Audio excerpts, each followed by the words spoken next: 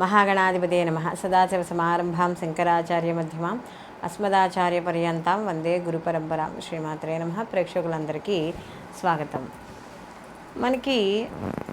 మనం సాధారణంగా వింటూ ఉంటాం, అంటే మా దగ్గరికి వచ్చేవాళ్ళు ఎక్కువగా చెప్పే విషయాన్ని నేను చెప్తున్నా. ఏమంటే మా దగ్గర జాతకాలు లేవు, కానీ మాకు చిన్నప్పుడు మా పెద్దవాళ్ళు పేరు పెట్టారు, ఆ పేరు పెట్టిన దాని ప్రకారం రాసి తెలుసండి అంటారు. అంటే వాళ్ళకి పాపం వ్యక్తిగత జాతకాలకు సంబంధించిన డీటెయిల్స్ అనేవి తెలియవు. వాళ్ళంతా కూడా వాళ్ళకి తెలిసిన రాశి మీద లేదా నామనక్షత్రం మీద ఆధారపడి వాళ్ళ కార్యక్రమాలన్నీ కూడా వాళ్ళు కానిచ్చుకుంటూ ఉంటారు, వాళ్ళ శుభ కార్యక్రమాలన్నీ.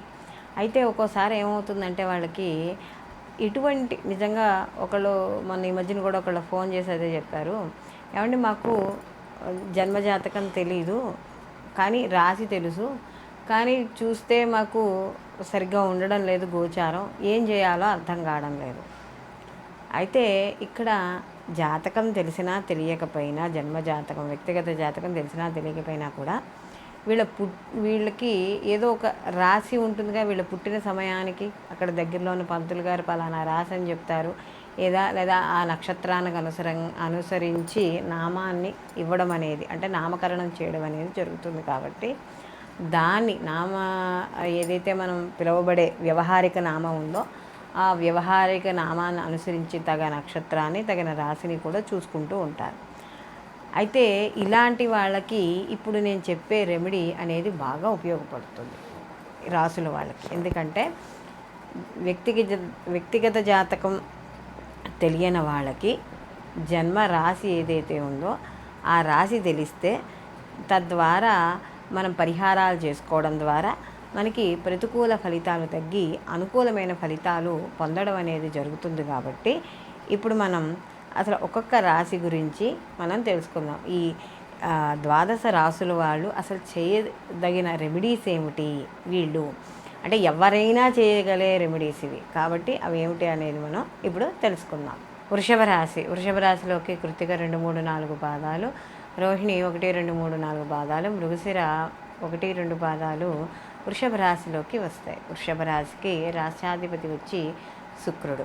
అయితే వృషభ రాశి వారికి కానీ చూసుకున్నప్పుడు సాధారణంగా అసలు వీళ్ళు ఎటువంటి రెమెడీస్ పాటించడం ద్వారా వీళ్ళకి అనుకూలమైన ఫలితాలు కలుగుతాయి అని చూసుకున్నప్పుడు వీళ్ళు ఎప్పుడూ కూడా గోసేవ చేస్తూ ఉండాలి. అలాగే వీళ్ళు గోవుకు సంబంధించిన దానాలు పెట్టడం, అంటే ఏవో ఒకటి, అంటే గోవుకి ఏదో ఒక ఆహార పదార్థంగా ఇవ్వడం. ఎందుకంటే శుక్రుడు కానీ మనం చూసుకున్నప్పుడు లక్ష్మీదేవికి మనం ఆ ప్రీతికరంగా మనం చెప్పడం అనేది జరుగుతుంది. కాబట్టి లక్ష్మీ కటాక్షం కోసమే ఏవైతే పనులు ఉంటాయో అలాంటి పనులన్నీ కూడా ఈ యొక్క వృషభ రాశి వాళ్ళు తప్పకుండా చేసుకోవాలి. అలాగే ముఖ్యంగా ప్రతిరోజు కూడా, అంటే ఉదయము సాయంకాలము ప్రతిరోజు కూడా ఆవు నేతితో దీపాన్ని ఇంట్లో తప్పనిసరిగా వెలిగించుకోవాలి. ఇలా వెలిగించుకోవడం ద్వారా ఆ ఇంట్లో లక్ష్మీ కటాక్షం అనేది కలుగుతుంది. అలాగే శుక్రవారం నాడు కాస్త నియమనిష్టలతో ఉండడము, కాస్త దగ్గరలో ఉన్న దేవాలయాలకు వెళ్ళడము, ఇలాంటివి చేసుకోవాలి. అలాగే రాశివారు శుక్రుడికి సంబంధించిన వజ్రమును ఉంగరంగా ధరించాలి. అలాగే ఇక్కడ ముఖ్యంగా చూసుకున్నప్పుడు ఈ యొక్క వృషభ రాశి వాళ్ళు తీపి పదార్థాన్ని ఎక్కువగా పంచిపెట్టడం, లేదా తీపిని నివేదన చేయడం, ఇలాంటివి ఎక్కువగా చేయాలి. అలాగే ముఖ్యంగా వీళ్ళు ఎక్కువగా అంటే వీళ్ళు శుక్రుడు మనకు కానీ చూసుకున్నప్పుడు రాక్షస గురువైనా కూడా ఇక్కడ గురువుల ఆరాధన అనేది కూడా ఇక్కడ వీళ్ళకి ముఖ్యంగా చెప్పబడుతోంది. అలాగే ప్రతిరోజు కూడా ఈరోజు నేను ఈ యొక్క మంచి పని చేశాను అంటే ఎదర వాళ్ళకి హింస అనేది తలపెట్టకుండా ఏదో ఒక మంచి పనిని చేయడం అనేది చేయాలి. అలాగే ఇక్కడ ముఖ్యంగా కానీ చూసుకున్నప్పుడు ఎవరితోనైనా మాట్లాడేటప్పుడు, అంటే చేసే వృత్తి ఉద్యోగ వ్యాపార స్థలాలలో కావచ్చు, ఎక్కడైనా చేసేటప్పుడు ఇతరులతో అతిగా మాట్లాడడం, అలాగే అతిగా ఎక్కువగా చనువుగా ఉండడం, ఇలాంటి పనులకి దూరంగా ఉండడం, అలాగే చెడు సావాసాలు ఉన్న స్త్రీలు కానీ పురుషులు కానీ ఇద్దరికైనా సరే దూరంగా ఉండడం అనేది చాలా మంచిది. అలాగే ఇక్కడ ముఖ్యంగా వీళ్ళు కానీ చూసుకున్నప్పుడు ఆవాలు, నువ్వులు ఇలాంటివి ఎక్కువగా కూడా వీళ్ళ దానం చేయడం ద్వారా కూడా వీళ్ళకి కలిసి రావడం అనేది జరుగుతుంది. ఎందుకంటే ఈ వృషభ రాశి వాళ్ళు ఎవరైతే ఉన్నారో వృషభ రాశి వాళ్ళకి యోగకారకుడు శని భగవానుడు కాబట్టి ఇక్కడ శని అనుగ్రహం కూడా కలగాలి. కాబట్టి ఇక్కడ నీలం రంగు వస్త్రాలు ధరించడం లేదా నీలిరంగు వస్త్రాలు దానం ఇవ్వడం, నువ్వులు అలాంటివి కూడా దానం చేయడం అనేది మంచిది. అలాగే ముఖ్యంగా వీళ్ళు ఎక్కడికైనా బయటికి వెళ్ళేటప్పుడు శుభ్రమైన వస్త్రాలను ధరించి నీట్గా అలంకరణ అయ్యి బయటికి వెళ్ళడం ద్వారా వీళ్ళకి అనుకూలమైన ఫలితాలు గోచరించడం అనేది జరుగుతుంది. అలాగే వృషభ రాశి వాళ్ళకి సుగంధ ద్రవ్యాలు, అలాగే మనకి పుష్పాలు, అలాగే వస్త్రాలు, పరిణామ ద్రవ్యాలు ఏవైతే ఉన్నాయో వీటికి సంబంధించిన వ్యాపారాలు కలిసి రావడము, అలాగే వీటిని ఉపయోగించడం ద్వారా కూడా వీళ్ళకి కలిసి రావడం అనేది జరుగుతుంది. అలాగే ఇక్కడ ముఖ్యంగా ఈ యొక్క ఎవరికైనా దానం ఇచ్చేటప్పుడు మాత్రం కాస్త బెల్లాన్ని దానం ఇవ్వడం అనేది చాలా మంచిది. ముఖ్యంగా వీళ్ళు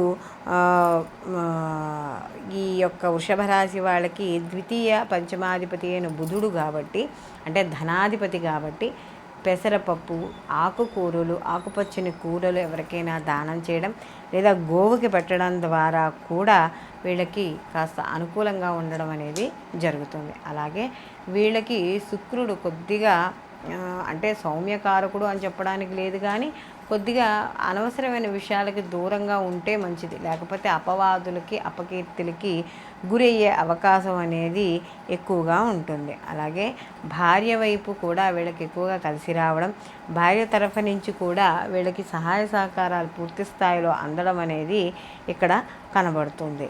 ముఖ్యంగా వీళ్ళకి అంటే ఇక్కడ శుక్రుడు కూడా గురువే కాబట్టి ఎవరిని కూడా మోసం చేసి డబ్బులు తీసుకోవడం కానీ ఇలాంటివేమీ కూడా ఇక్కడ చెయ్యకూడదు. అలా అధర్మం పాటించడం ద్వారా కూడా కొంత అపకీర్తికి లోనయ్యే అవకాశం అనేది కనబడుతుంది. ముఖ్యంగా ఈ రాశి వాళ్ళు ఎక్కువగా ఇతర వ్యాపకాలకు కానీ ఇతర వ్యసనాలకు కానీ అయితే ఏవైతే సమాజంలో వ్యతిరేక శక్తులు ఉంటాయో వాటికి కొంత వశమయ్యే అవకాశం ఉంటుంది. కాబట్టి అలాంటి వాటికి వీళ్ళు దూరంగా ఉండడం అనేది మంచిది. అలాగే వీళ్ళు ఇంట్లో మొక్కలు పెంచుకోవడం, అంటే శుభకరమైన మొక్కలు అంటే తులసి, ఉసిరి, మారేడు, లేకపోతే తమలపాకులు ఇలాంటి మొక్కల్ని పెంచడం ద్వారా వీళ్ళకి ఇంట్లో శుభకరమైన వాతావరణము, సంతోషకరమైన వాతావరణము కూడా వీళ్ళకి చోటు చేసుకోవడం అనేది జరుగుతుంది. అలాగే వీళ్ళు ముఖ్యంగా మనం చెప్పుకున్నట్టుగా శుక్రవారాలు తప్పకుండా ఆహార నియమాలు పాటించాలి. స్త్రీలు అయితే లక్ష్మీ ఆరాధన చేయడం, పురుషులు కూడా లక్ష్మీ ఆరాధన చేయడం ద్వారా ఎంతో విశేషంగా వీళ్ళకి కలిసి రావడం అనేది జరుగుతుంది. అలాగే వీళ్ళకి శుక్రవారం నాడు అమ్మవారికి పరమాన్నాన్ని నివేదన చేసి ఆ నివేదన చేసిన ప్రసాదాన్ని స్వీకరించడం ద్వారా కూడా శుభ ఫలితాలు అనేవి తప్పకుండా కలుగుతాయి. అలాగే వీళ్ళు ప్రతిరోజు కూడా ఈ వృషభ రాశి వాళ్ళు కనకదార స్తోత్రాన్ని కానీ లక్ష్మీ అష్టోత్తరాన్ని కానీ పారాయణ చేయడం ద్వారా వీళ్ళ జీవితంలో ఎప్పుడూ కూడా ధనానికి కానీ సంతోషానికి కానీ ఎటువంటి లోటు కూడా వీళ్ళకి ఉండదు. కాబట్టి ఇప్పుడు మనం చెప్పుకునే వృషభ రాశి వాళ్ళ రెమెడీస్ అన్నీ కూడా మనం సాధారణంగా అందరూ చేసుకోగలిగినవి, చేసుకోదగినవి కూడా. కాబట్టి చేసుకుని అందరూ కూడా ఆయురారోగ్య ఐశ్వర్యాలతోనూ ఇష్ట సంపదలతోనూ తులదూగాలని మనస్ఫూర్తిగా కోరుకుంటూ సర్వే జనా సుఖినో భవంతు, లోకా సంస్థ సుఖినో భవంతు.